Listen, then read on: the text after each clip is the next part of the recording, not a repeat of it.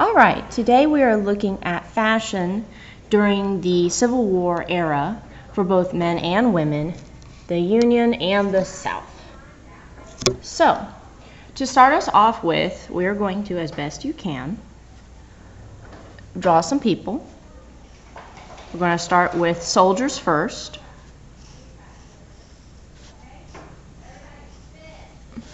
Okay.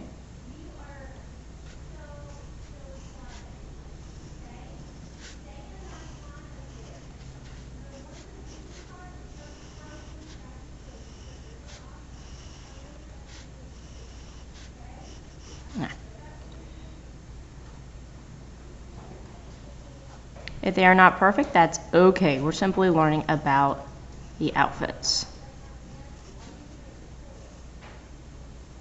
If I'm ever going too fast, you can pause me. So there's one gentleman for us to dress up.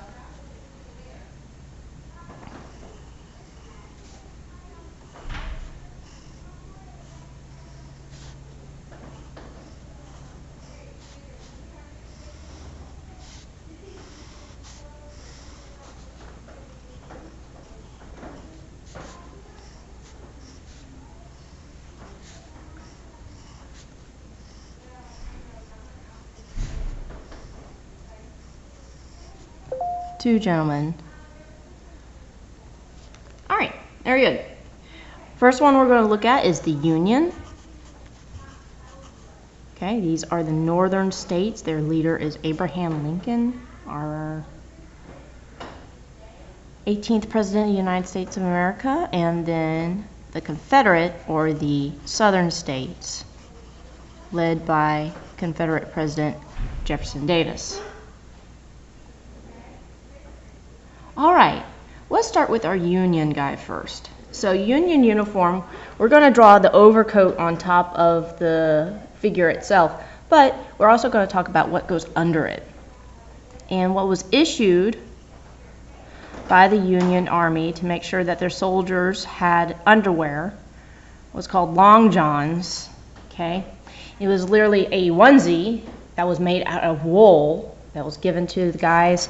It would go down the front with bone buttons, and you're expected to take care of it along with your uniform. The problem was, it's wool. It's extremely hot and extremely itchy, and a lot of men did not like that.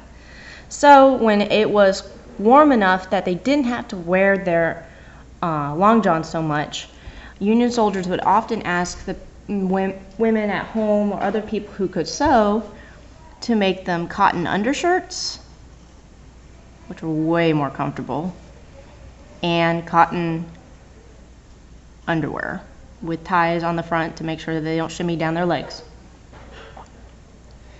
Now, you can imagine that during the Civil War, finding cotton, if you're a northern person, was pretty hard. So asking them to make these was definitely a luxury for a Union soldier. Union soldiers would also be expected to have a horn of gunpowder to wear over their uniform. So it's a strap with their gunpowder on it for their musket. Their rifle. Yes, you get to draw a gun today. I am not good at drawing guns, obviously. A hammer. And a lot of Union soldiers were issued a knapsack, which would go over their shoulder,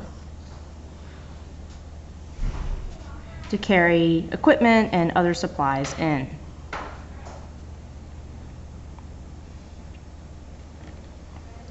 So here are the items of the Union soldier. Okay. They had on, oh, and also underneath they would have suspenders to make sure everything kept in place. Some men had belts, but usually for the Union they were issued suspenders to help keep their pants up.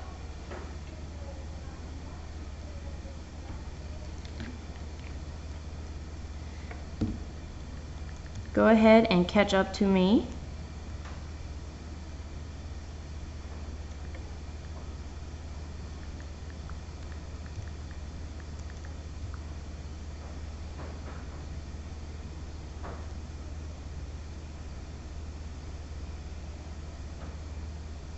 They would have a hat with a small leather brim and a pillbox-like top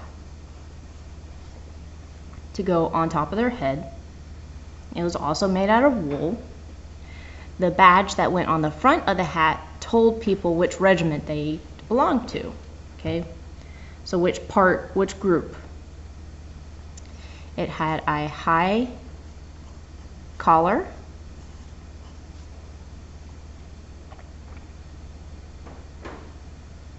this is the overcoat. This would go over their undershirt, and the shirt they would also be issued a cotton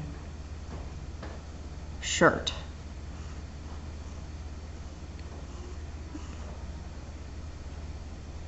To wear underneath their overcoat. Overcoat was definitely made out of wool. Wool was something that could be grown and harvested up north. Went down past their waist. Gold buttons. And later, if they didn't have gold or brass or other kind of metals, it'd be made out of wood, bones, or just simply cloth ties as uniforms got worn out during the war.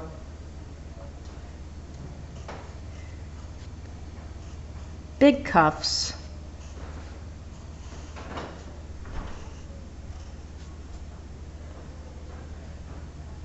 It would be dark blue. Okay, Union was always in dark blue. Overbelt to help keep the jacket close in case the buttons got ripped off during action. Light blue pants usually. Sometimes they even dyed gray or dark blue, but usually light blue pants. And special shoes that actually went up to the top of the ankle and down past, of course, covering the foot. And these were called brogans.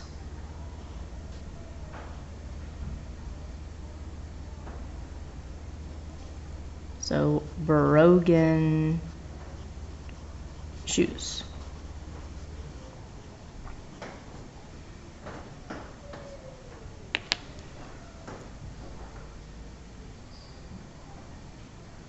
Go ahead and catch up with that.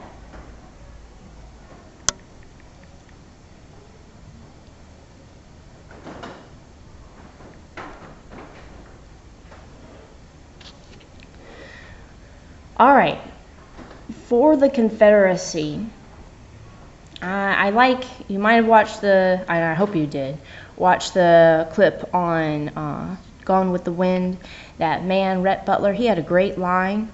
How do you expect to win the war when all you have is cotton, slaves, and arrogance?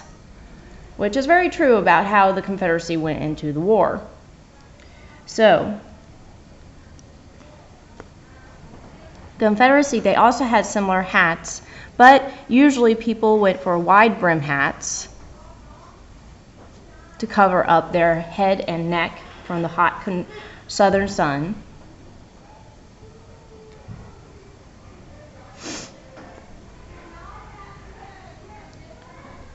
They too, and since they had a lot of access to cotton, had undershirts, underwear made out of cotton, and not so much wool because sheep just don't do well in the hot south. So a lot of their things are made out of wool, linen, okay? They, instead of wearing suspenders, a lot of them wore belts instead to help keep their pants up.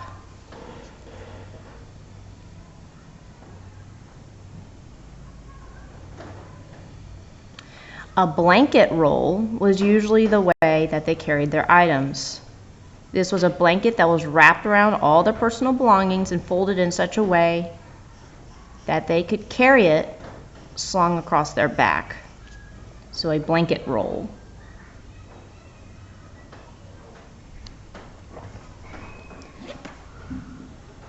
Gentlemen would also wear a waistcoat, which looks like a very fancy vest.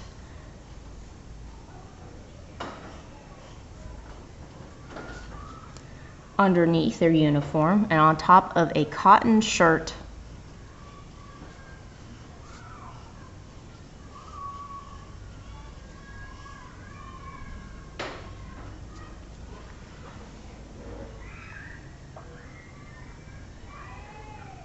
Now, they also had high collars, but the collars were usually a brown or a tan. Did not match the rest of their uniform. Often many different regiments had double buttons running down the front.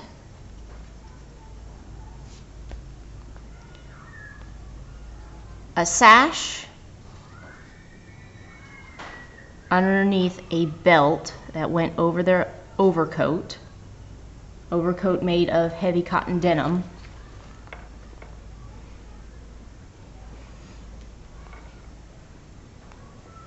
Angled cuffs.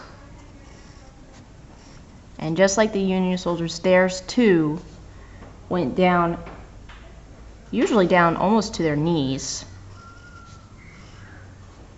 This jacket would also serve as a raincoat during weather storms. Sometimes even the boys, and this should be gray, sometimes they would even be in khaki or in brown.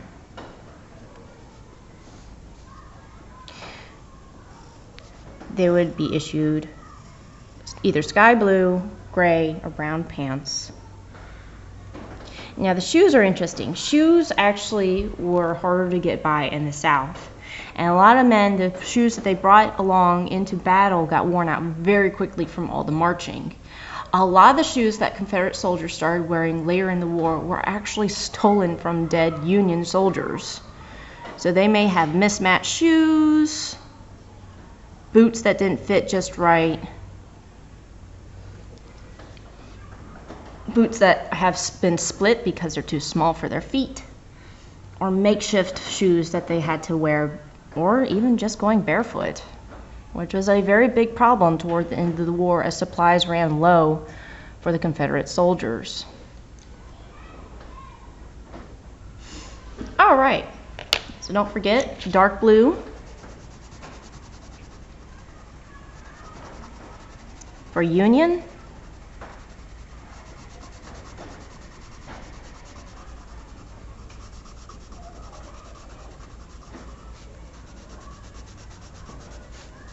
And you can always research the colors too for these outfits online.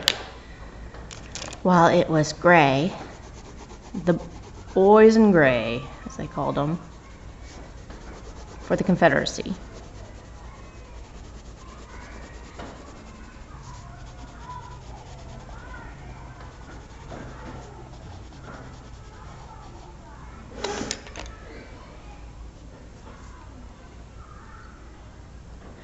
All right, that being said, let's get to the very nitty-gritty of things, because it was interesting. Women's fashion at the time was actually a political issue as well.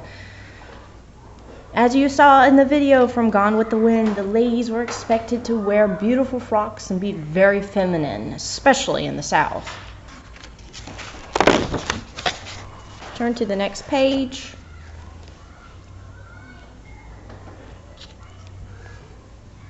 We drew our men with more angles to them. With women, we're going to build her with circles instead.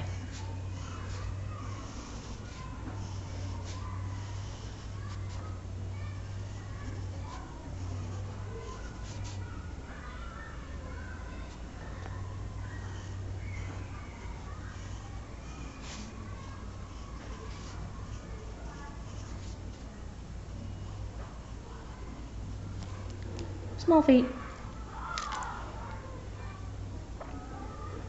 All right, I know we drew this cute little woman right there, but oh my goodness, we are going to completely cover her, because the women's outfit for more high society, okay, if you had the money, was very complicated. So I hope you're ready. Her underwear would be considered what's called the pantalones, or pantaloons. Some people call them bloomers, knickers. That would be her first set of underwear going underneath her. So, pantaloons. Pantaloons.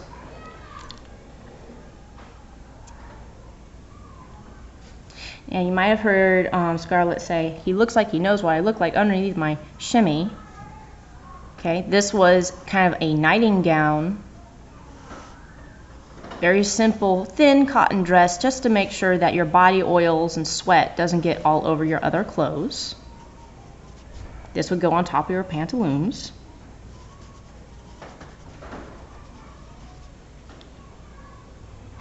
Shimmy.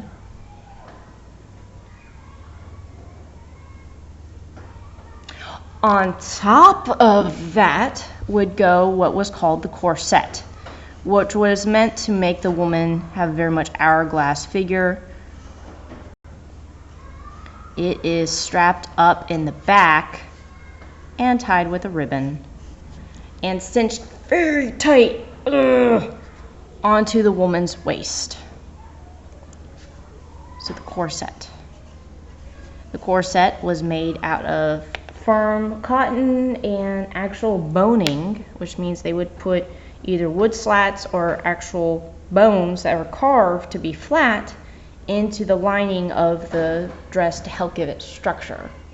I also made it pretty uncomfortable, but you sacrifice comfort for fashion sometimes, especially in women's fashion.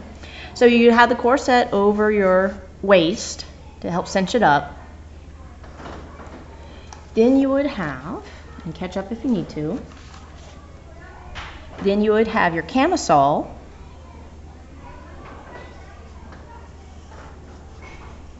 which would go over the corset to help protect it from the layers and dyes, okay, from your dress and from your body oils that are in the shimmy and pantaloons, okay. It would try and sandwich it in between to keep it all together. So your camisole.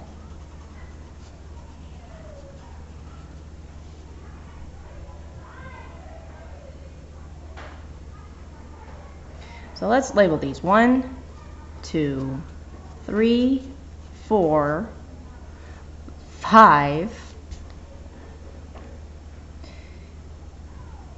All right, then you would have the under petticoat, which would make your dress floofy underneath and also hide your pantaloons. So your under petticoat.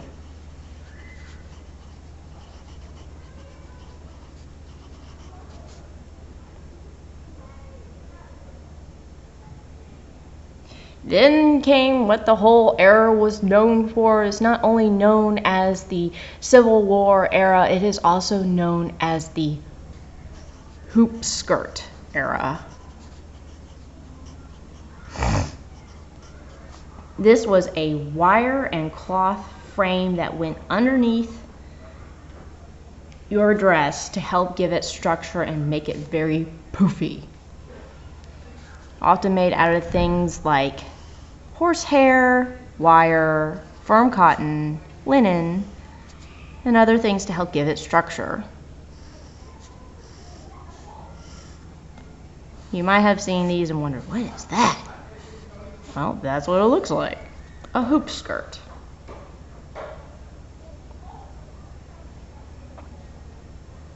Now, hoop skirts did make you look poofy and did have wide hips on you, but if you didn't wear what's called the over petticoat, people could see the bones of your hoop skirt, and that was considered a big no-no. So the over petticoat was a layered, maybe 2 to 3 layers in summer, 4 to 5 layers in winter, another petticoat to go over the hoop skirt and make it even poofier.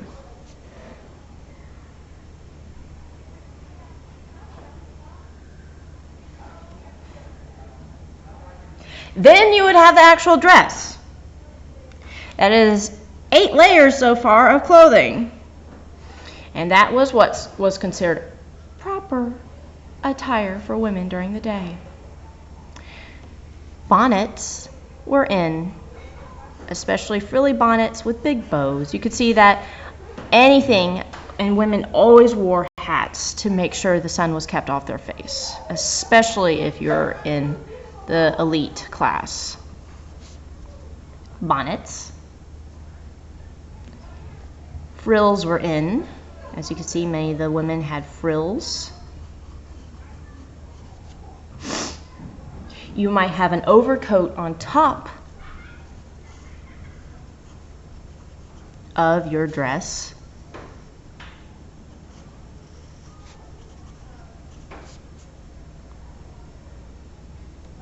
Buttons. Buttons always showed status back in the day. And since our skirt's going to be huge, our overcoat can't be too long. Buttons go on this side. Buttons go on the other side for men. Buttons go on this side for women. And it was considered unladylike to show your ankles. So when I draw our skirts, we're going to have a very poofy, and it's going to go all the way down to the floor. So it'd hide all that in there. Ugh, so much to do if you're a woman.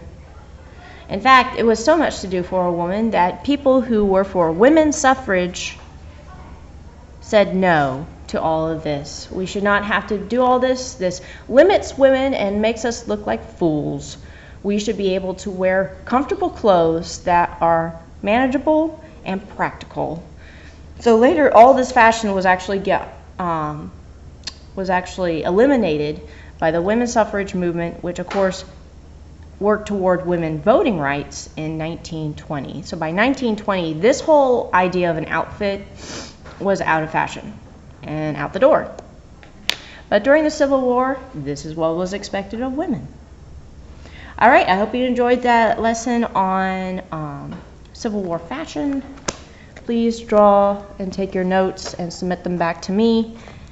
If you want to color them, please do, especially at least for the coloring of the uniforms of the Confederate and Union. All right, have a good one.